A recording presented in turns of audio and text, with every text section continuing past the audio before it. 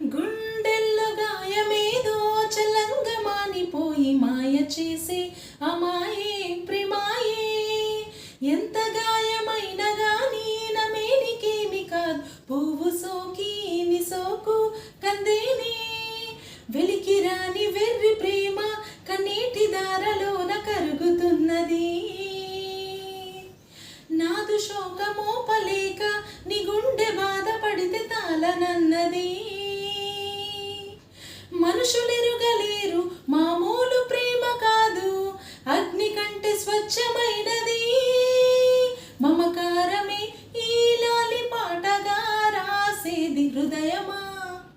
ఉమాదేవిగా శివుని అర్ధ భాగమైనాలోన నిలువుమా.